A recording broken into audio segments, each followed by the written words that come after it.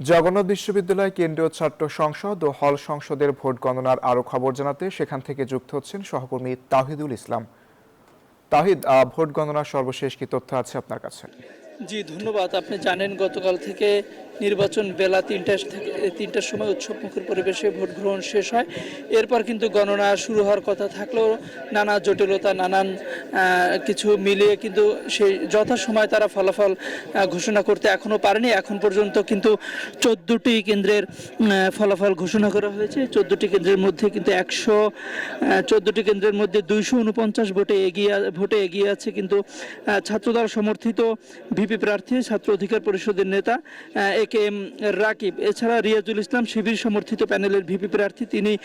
Bashundhara public school and college ২০২৬ শিক্ষাবর্ষে ভর্তি চলছে।